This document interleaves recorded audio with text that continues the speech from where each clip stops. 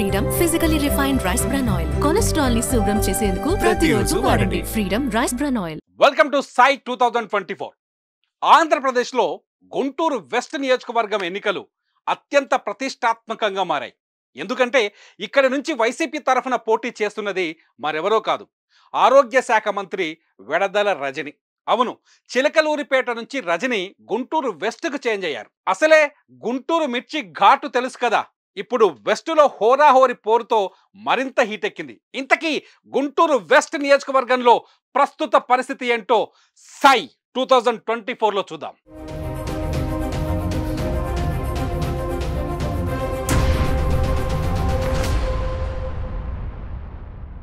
Guntur west నియోజకవర్గంలో ఇప్పటి వరకు అందిన సమాచారం మేరకు 2,74,507 మంది ఓటర్లు ఉన్నారు. పురుషులు 1,33,887 మంది ఉన్నారు. మహిళా ఓటర్లు 1,40,566 మంది ఉన్నారు. పురుష ఓటర్ల కన్నా మహిళా ఓటర్ల సంఖ్య ఎక్కువ. ట్రాన్స్జెండర్స్ 54 మంది ఉన్నారు. గుంటూరు వెస్ట్ షాపింగ్ మాల్స్, కాంప్లెక్స్లతో వ్యాపారాలు కలకల్లాడుతుంటాయి. గుంటూరు మిర్చి యార్డు కూడా వెస్టులోనే ఉంది. ఈ నియోజకవర్గంలో అడవి తక్కెలపాడు, బంగారుపల్లి, లాల్పురం వంటి గ్రామాలు కూడా ఉన్నాయి. పూర్ రిచ్ కలయికగా ఉన్న గుంటూరు వెస్టులో 2019లో ఏం జరిగిందో ఓసారి చూద్దామా. 2019లో టీడీపీ అభ్యర్థి మద్దాలి గిరిధర్ రావు 71,864 ఓట్లు సాధించి గెలిచారు. మొత్తం ఓట్లలో 41.15 ఓట్లు గిరిధర్ రావుకు వచ్చాయి.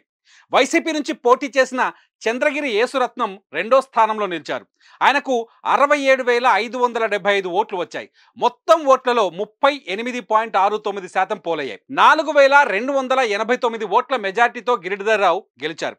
జనసేన తరఫున పోటీ చేసిన తోట చంద్రశేఖర్కు 27,869 ఓట్లతో మూడో స్థానంలో నిలిచారు ఆయన. అయితే తెలుగుదేశం పార్టీ నుంచి గెలిచిన గిరిధర్ తరువాత కాలంలో టీడీపీకి దూరంగా వైసీపీకి దగ్గరగా ఉన్నారు.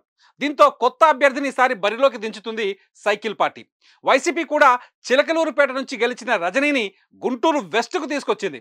మరి 2024లో ఏం జరగబోతుందో ఒకసారి చూద్దాం.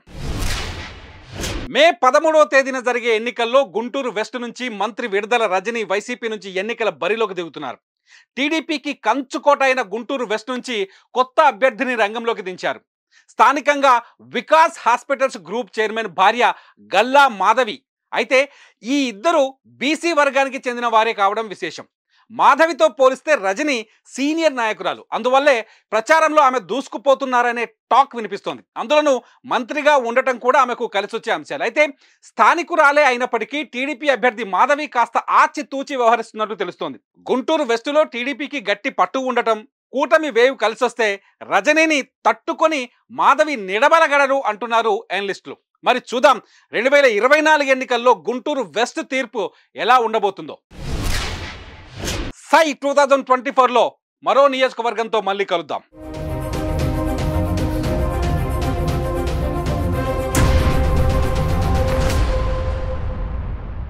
సుమన్ టీవీలో మీ పర్సనల్ అండ్ బిజినెస్ ప్రమోషన్స్ కోసం కింది నెంబర్కి కాంటాక్ట్ చేయండి.